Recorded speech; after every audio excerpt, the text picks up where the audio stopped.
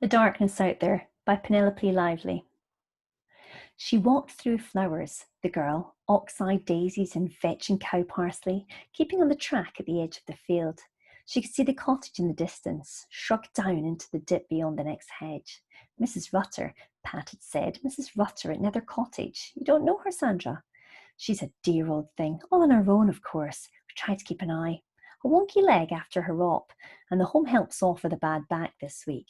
So could you make that your Saturday afternoon session, dear? Lovely. There'll be one of the others. I'm not sure who. Pat had a funny eye, a squint, so that her glance swerved away from you as she talked, and a big chest jutting under washed-out jerseys. Are people who help other people always not very nice looking? Very busy being busy, always in a rush. You didn't get people like Mrs. Carpenter at the King's Arms running the Good Neighbours Club, people with platinum highlights and spike heel suede boots. She looked down at her own legs, the girl, bare brown legs brushing through the grass, polleny summer grass that glinted in the sun. She hoped it would be Susie, the other person, or Liz. They could have a good giggle, doing the floors and that, doing her washing, this old Mrs. Rutter. They were all in the Good Neighbours Club, her set at school, quite a few of the boys too. It had become a sort of craze, the thing to do. They were really nice, some of the old people, the old folks, Pat called them. Pat had done the notice in the library. Come and have fun, giving a helping hand to the old folks. Adopt a granny. And the jokey cartoon drawing of a dear old bod with specks on the ends of her nose and a shawl. One or two of the old people had been a bit sharp about that. The track followed the hedge round the field to the gate and the plank bridge over the stream. The dark reach of the spinney came right to the gate there, so that they would have to walk by the edge of it, with the light suddenly shutting off the bare wide sky of the field, Packer's End. You didn't go by yourself through Packer's End if you could help it, not after tea time anyway. A German plane came down in the war and the aircrew were killed, and there were people who'd heard them talking still, chattering in German on their radios, voices coming out of the trees. Nasty, creepy, people said. She kept to the track, walking in the flowers with corn running in the winds between her and the spinney. She thought suddenly of a blank-eyed, helmeted heads looking at you from among branches. She wouldn't go in there for £1,000, not even bright daylight now. With nothing coming out of the dark slab of trees but birdsong, blackbirds and thrushes and robins and that. It was a rank place, all whippy saplings and brambles, and a gully with a dumped mattress and bedstead, and an old fridge, and, somewhere, presumably, the crumbling, rusty scraps of metal and cloth and bones. It was all right out here in the sunshine. Fine. She stopped to pick grass stems out of her sandal. She saw the neat print of the strap marks against her sunburn, pink, white on brown. Somebody had said she had pretty feet once. She looked at them, clean and plump and neat on the grass. A ladybird had crawled across her toe. When they were small, 6 and 7 and 8, they'd been scared stiff of Packer's End. Then they hadn't known about the German plane. It was different things then. Witches and wolves and tigers. Sometimes they'd go there for a dare, several of them, skittering over the field and into the hedge of the trees, giggling and shrieking, not too far in, just far enough for it to be scary, for the branch shapes to look like faces and clawed hands, for the wolves to rustle and creep in the greyness you couldn't quite see into, the clotted shifting depths of the place. But after, lying on your stomach at home on the hearthrug, watching telly with the curtains drawn and the dark shut out, it was cosy to think of Packer's End, where you weren't. After they were 12 or so, the witches and wolves went away. Then it was the German plane, and other things too. You didn't know who there might be around in woods and places, like stories in the papers. Girls attacked on Lonely Road, police hunt rapists. There was this girl, people at school said, this girl some time back who'd been biking along the field path, and these two blokes had come out of Packer's End. They'd had a knife. They'd threatened to carve her up. There wasn't anything she could do. She was at their mercy. People couldn't remember what her name was exactly. She didn't live right here anymore. Two enormous blokes, sort of gypsy types. She put her sandal back on. She walked through the thicker grass by the hedge and felt it drag at her legs and thought of swimming in warm seas. She put her hand on top of her head and her hair was hot from the sun, a dry burning cap. One day, this year, next year, sometime, she would go to places like on travel brochures and run into a blue sea. She would fall in love and she would get a good job and she would have one of those new singers that do zigzag stitch and make an embroidered silk coat one day.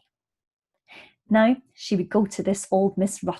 Rutter's, and have a bit of a giggle with Susie and come home for tea and wash her hair. She would walk like this through the silken grass with the wind seeding the corn and the secret invisible life with birds beside her in the hedge. She would pick a blue flower and examine its complexity of pattern and petals and wonder what it was called and drop it.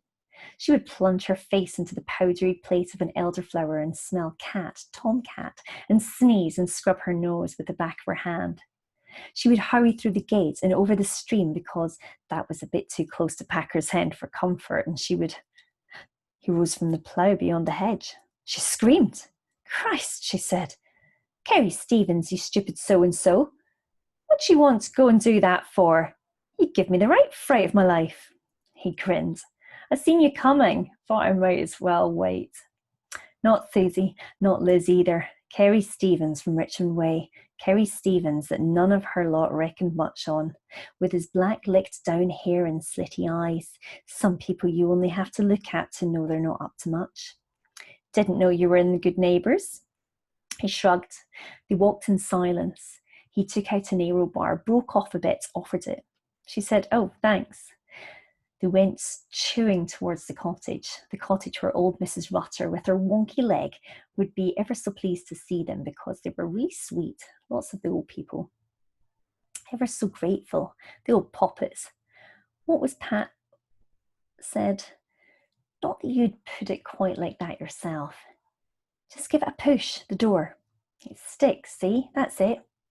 She seemed composed of circles, a cottage loaf of a woman, with a face below which chins collapsed onto one into another, a creamy smiling pool of a face in which her eyes snapped and darted.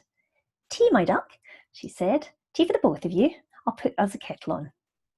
The room was stuffy. It had a gaudy lino floor with the pattern rubbed away in front of the sink around the table. The walls were cluttered with old calendars and pictures torn from magazines. There was a smell of cabbage. The alcove by the fireplace was filled with china ornaments, big-eyed, flop-eared rabbits and beribboned kittens and flowery milkmaids and a pair of naked chubby children wearing daisy chains. The woman hauled herself from a sagging armchair.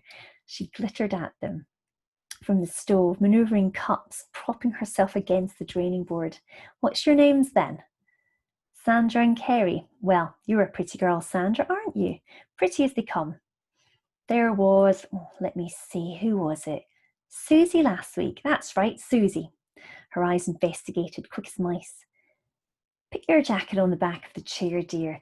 You won't want to get that messy. Still at school, are you?" The boy said, "I'm leaving July. They're taking me on at the garage, the Blue Star. I've been helping out there on and off before." Mrs. Rutter's smiles folded into one another. Above them, her eyes examined him. "Well, I expect that's good steady money if you've nothing special in mind. Sugar?" There was a view from the window out over a bedraggled garden with the stumps and spent vegetables and a matted flower bed and a square of shaggy grass. Beyond the spinney reached up to the fence, a no man's land of willow herb and thistle and small trees growing thicker and higher into the full density of woodland. Mrs. Rutter said, "Yes, you have a look out. Aren't I lucky? Right up beside the wood. Lovely it is in the spring, the primroses and that. Mind, there's not as many as there used to be." The girl said, "Have you lived here for a long time?" "Most of my life, dear. I came here as a young married woman. And that's a long way back, I can tell you. You'll be courting before long yourself, I don't doubt. Like Bees round the honey pot they'll be. The girl blushed. She looked at the floor, at her own feet, neat and slim and brown. She touched secretly the soft skin of her thigh. She felt her breasts poke up and out at the thin stuff on her top. She licked the inside of her teeth that had only the one filling, a speck like a pinhead. She wished there was Susie to have a giggle with, not just Carrie Stevens. The boy said, "What'd you like us to do?" His chin was explosive with acne. At his middle, his jeans yawned from his t-shirt, showing pale, chilly flesh. Mrs. Rutter said, "I expect you're a nice, strong boy, aren't you? I dare say you'd like to have a go at the grass with the old mower. Sandra, give this room a do." "That would be nice. It's as much as I can manage to have a dust of the ornaments just now. I can't get down to the floor." When he had gone outside, the girl fetched a broom and mop and dustpan from a cupboard under the narrow stair. The cupboard, stacked with yellowing newspapers, smelt of damp and mouse. When she returned, the old woman was back in the armchair. A composite, chintzy mass from the cushions oozed, and her voice flowed softly on. "That's it, dear. You just work round, give the corners a brush, if you don't mind. That's where the dust settles. Mind your pretty skirt. Pull it up a bit. There's only me to see if you're showing a bit of bum." "That's ever such a nice style. I expect your mum made it, did she?" The girl said, "Actually, I did." "Well, now fancy, you're a little dressmaker too, are you?" "I was good with my needle when I was younger. My eyesight's past it now, of course. I made my own wedding dress, ivory silk with lace insets. A Vogue pattern it was, with a sweetheart neckline." The door opened. Kerry said, "Where'll I put the chippings?" "There's the compost heap down the bottom by the fence. And while you're down there, could you get some sticks from the wood for kindling? There's a good lad." When he had gone, she went on, "That's a nice boy. It's a pity they put that stuff on their hair these days. Sticky looking. I expect you've got lots of boyfriends though, haven't you?" The girl poked in a crack at the clump of fluff. "I don't really know Kerry that much." "Don't you, dear? Well, I expect you get all sorts in your club thing, the club that Miss Hammond runs. The Good Neighbours. Pat, we call her. She was down here last week. Ever such a nice person. Kind. It's sad she never married." The girl said, "Is that your husband in the photo, Mrs. Rutter?" "That's right, dear, in his uniform, the ox and bucks. After he got his stripes. He was a lovely man." She sat back on her heels, the dustpan on her lap. The photo was yellowish in a silver frame. "Did he—" "Killed in the war, dear, right at the start. He was in one of the first campaigns in Belgium and he never came back." The girl saw a man with a toothbrush moustache, his army cap slicing his forehead. "That's terrible." "Tragic. There was a lot of tragedies in the war. It's nice it won't be like that for you young people nowadays. Touch wood, cross fingers." "I like young people. I never had any children. It's been a loss, that. I've got a sympathy with young people." The girl emptied the dustpan into the bin outside the back door. Beyond the fence, she could see the bushes thrash and Kerry's head bob among them. She thought, rather him than me. But it's different for boys. For him, anyway. He's not a nervy type. It's if you're nervy, you get bothered about things like Packer's End. She was nervy, she knew. Mum always said so. Mrs. Rutter was rummaging in a cupboard by her chair. "Chalky? I always keep a few chalkies by for visitors." She brought out a floured tin. "There. Do you know, I've had this 20 years, all but. Look at the little cornflowers and the daisies. They're almost real, aren't they?" "Sweet," said the girl. "Take them out and see if what's-his-name would like one." There was a cindery path down the garden ending at a compost heap where eggshells gleamed among the leaves and grass clippings. Rags of plastic fluttered from sticks in a bed of cabbages. The girl picked her way daintily, her toes wincing against the cinders. A place in the country. One day she would have a place in the country, but not like this. Sometime a little white house peeping over the hill with a stream at the bottom of a crisp green lawn and an orchard with old apple trees and a brown pony. She would walk in the long grass in this orchard in a straw hat with these two children, a boy and a girl, children with fair, shiny hair like hers. And there'd be this man. She leaned over the fence and shouted, "Hey, What? She brandished the box. He came up, dumping an armful of sticks. What's this for then? She said, help yourself. He fished among the sweets, his fingers etched with dirt. I did a job on your dad's car last week. That blue Escort's his, isn't it? July I'll be starting full time when old Bill retires, with day release at the tech. She thought of oily workshop floors, of the fetid undersides of cars. She couldn't stand the feel of dirt. If her hands were the least bit grubby, she had to go and wash.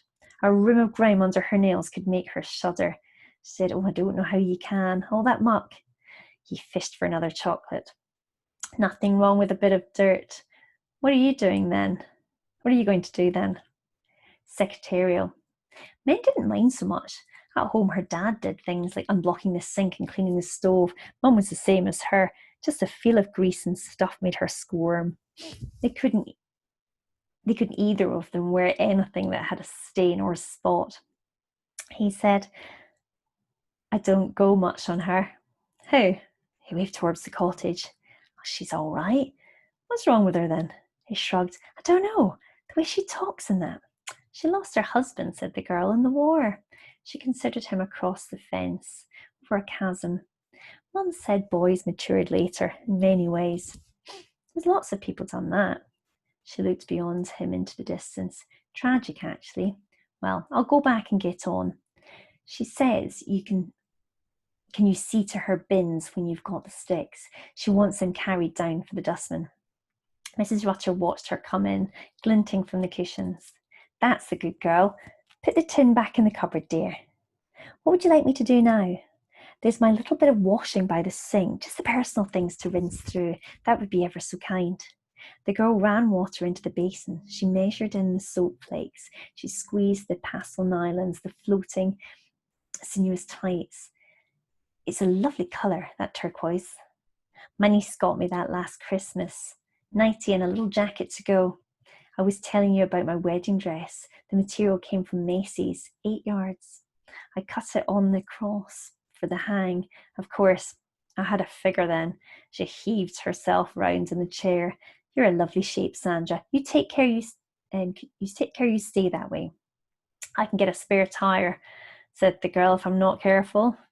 Outside, the bin lids rattled. I hope he's minding my edging. I've got lobelia planted out along that path. I love blue flowers. You should see the wood in the spring with the bluebells. There's a place right farm where you get lots of coming up still. I used to go in there picking every year before my legs started playing me up. Jugs and jugs of them for the scent. Haven't you ever seen them? The girl shook her head. She wrung out the clothes, gathered up the damp skein. I'll put these on the line, shall I? When she returned, the boy was bringing in the filled coal scuttle and a bundle of sticks. That's it, said Mrs. Rutter, under the sink. That's where they go.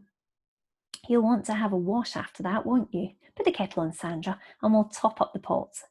The boy ran his hands under the tap. His shirt clung to his shoulder blades, damp with sweat. He looked over the bottles of detergent, the jug of parsley, the handful of flowers tucked into the coronation mug. He said, is that the wood where that German plane came down in the war? Don't start on that, said the girl. Always gives me the willies. What for? Scary. The old woman reached forward and prodded the fire. Put a bit of coal on for me. There's a good boy. What's to be scared of? It's over and done with. Good riddance to bad rubbish. It was there then? Shut up, said the girl. Were you here? Fill my cup up, dear, would you? I was here, me and my sister Dot. She's dead now, 2 years. Heart. That was before she was married, of course. 1942 it was. Did you see it come down? She chuckled.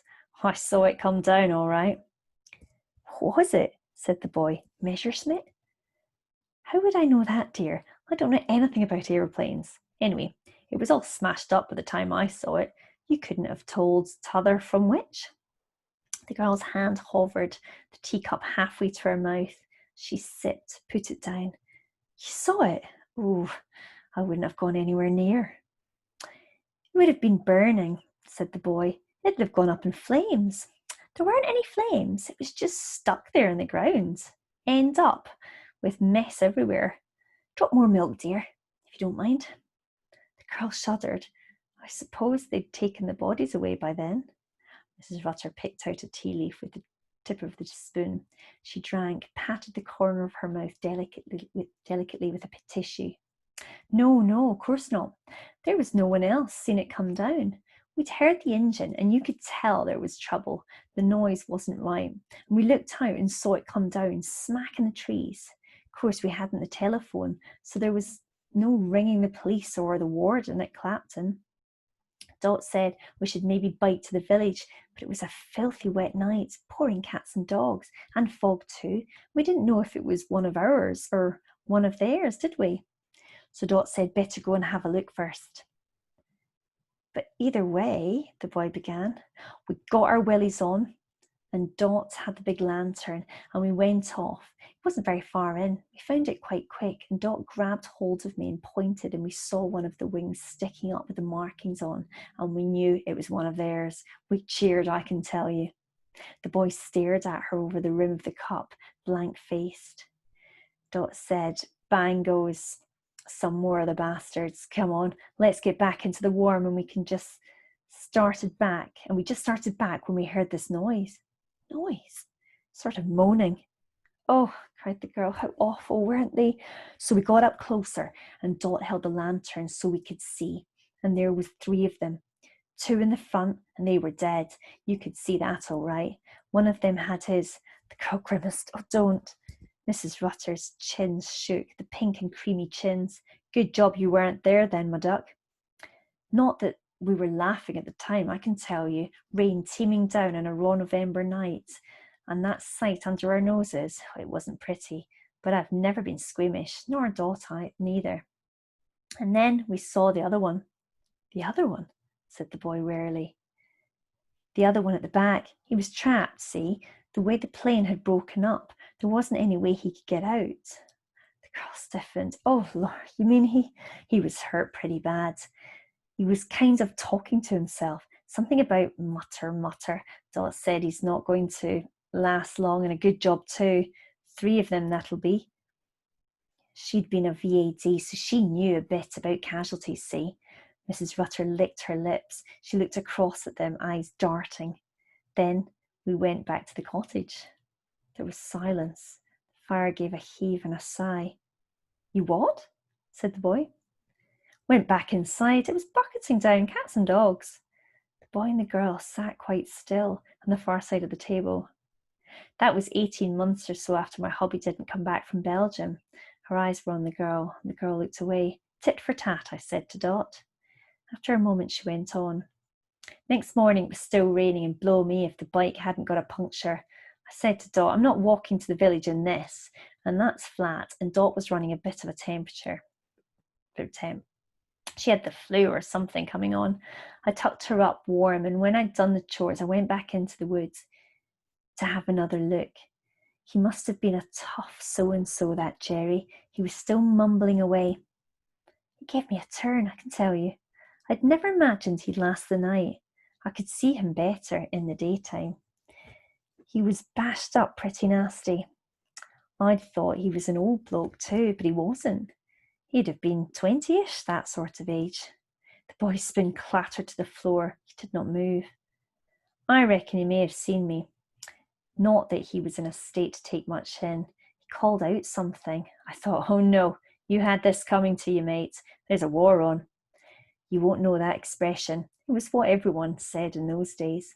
I thought, why should I do anything for you? Nobody did anything for my bill, did they? I was a widow at 39. I've been on my own ever since. The boy shoved his chair back from the table.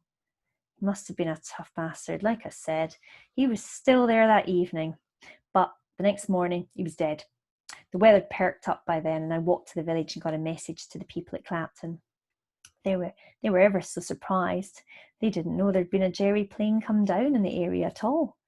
There were lots of people came to take bits for souvenirs. I had a bit myself, but it got mislaid.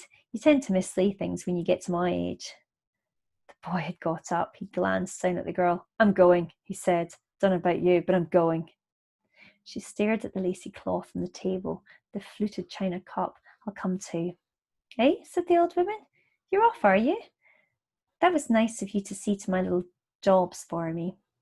Tell what's her name to send someone next week if she can. I like having someone young about the place once in a while. I've got a sympathy with young people. Here, you're forgetting your pretty jacket, Sandra. What's the hurry?" "Well, bye then, my ducks. See you. Close my gate, won't you?" The boy walked ahead fast. The girl pattered behind him, sliding on the dry grass. At the gateway into the cornfield, he stopped. He said, not looking at her, looking towards the frizzy edge of the wood, "Christ." The wood sat there in the afternoon sun. Wind stirred the trees, birds sang.